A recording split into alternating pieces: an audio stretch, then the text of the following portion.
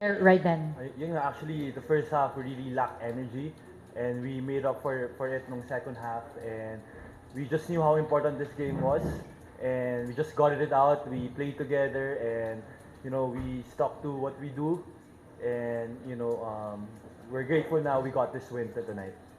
Jaron, maganda yung pinakita mo, but there are also 7 players in total who hit the double-digit mark.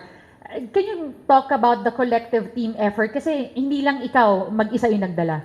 Yun nga, kami sa Converge we really play together as a team in both offense and defense.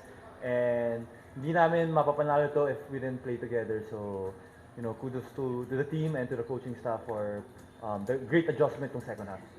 At this point, we're also joined by our winning coach, Coach Alden Ayo.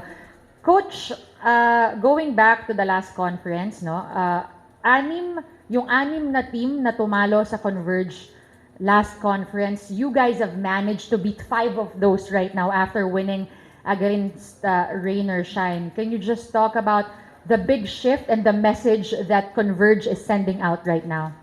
Well, first of all, it's different. Last conference, it was all Filipino. This time we have our import, and we have a good import in Quincy. So that's one factor. Second one is, well, to be fair with Coach Jeff, when he took over last conference, he had short time to prepare. So I can just imagine kung ano sitwasyon ni Coach Jeff last conference. But this time, we had 1.5 months to prepare, and I think it really made a difference. And right now, since this is our 3rd month, so I think yun nga, yung napag-usapan natin, Dennis, na nandun na eh. May habit na eh. Hindi lang kami pwede maging complacent sa ginagawa namin. And we just have to stick to the system and make sure that we be good at it and be the best in doing it.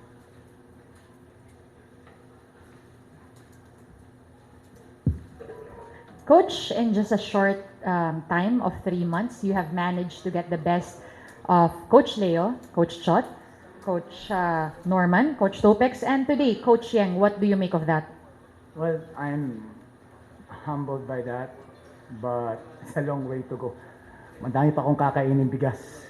It just so happen na nag-respond yung mga players, and it just so happen na magaling yung import namin, and it just so happen na yung mga players committed dun sa ginagawa namin. So, I think it would be unfair na i-compare ako sa mga yun because this is just my first conference, and yung mga yun, ilang championships na mga yun, and mga proven na mga yun. All right, at this point, we open the floor to our friends from the press.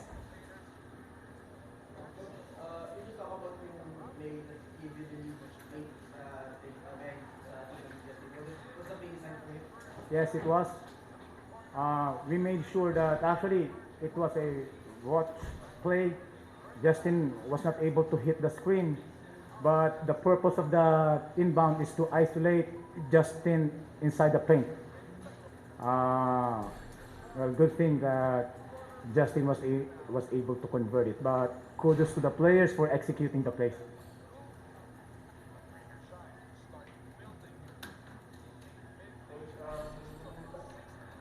After the Phoenix na game, di ba yung Phoenix sabi mo parang merong bumababa yung laro nito. It seems like you didn't show signs of deteriorating laro ninyo. At least in the last quarter. Well, this is it. I mean, epekto to ng past 2 games namin na we diverted from our system just to win games. If you've noticed, yung first 3 quarters namin, we were sluggish, and they were players who were trying to divert from the things that we usually execute. And well, good thing that during the 4th quarter, we were able to execute our game plan, especially on defense. And talking about defense, I told the players during the break before the 4th quarter, I told them that we put ourselves into this situation, make sure that we recover. I don't care if we're going to really get tired or anything, but just squeeze everything that you've got, because we're not going to allow ourselves. We're not going to allow our team to lose. Pero nung fourth quarter, medyo yung nag-press na kayo, ano naman yung, of course, it will definitely entail, yung effort talaga. So, how was it, kumusta yung vision mo in the next game to that pressure?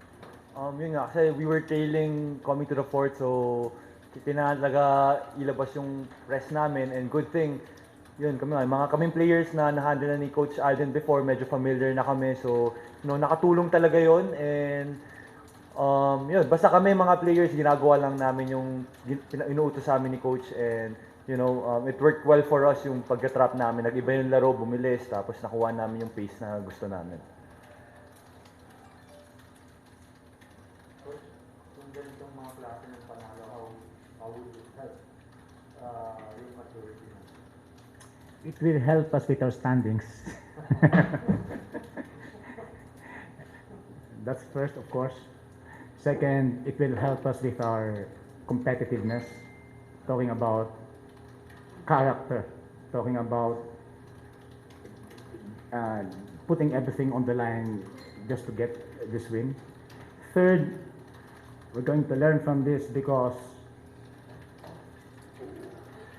we were sluggish in the first 3 quarters and we just recovered at the fourth quarter.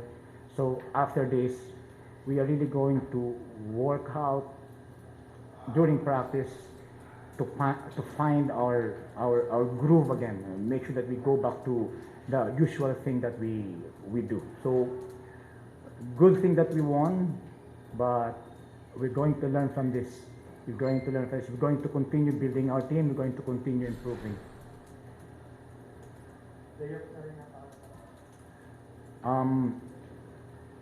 I hope so, but we're not going to stop. We're not going to stop.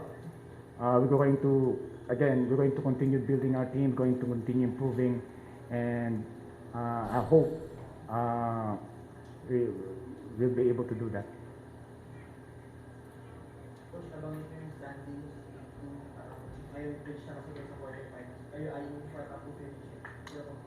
Again, we're not going to stop, of course. It's being competitive.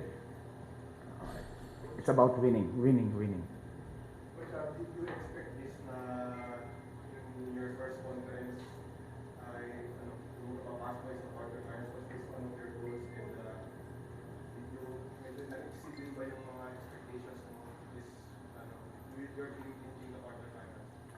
Well, I'm not going to say that I'm expecting this, but our goal is just to establish our system, make sure that we take care of our game, and we know that if we do that, then everything else will follow. But these standings, there are things that we cannot control, but the things that we can control, I mean our game, we can control it, so we're working on it. But our opponents, well, it will depend, of course, on how they play. So we just take care of things that we can control. The rest, then we don't know. Coach, your last game will be against Ginebra. Your thoughts on that? We're not thinking of Ginebra yet because we're going to focus on Northport. That team is dangerous. Coach Tido, Berto, they have a stacked team also. I mean, all positions, they have good players. And Coach Tido, veteran that he is, well, we're not going to think of Ginebra yet. We're going to focus on Northport.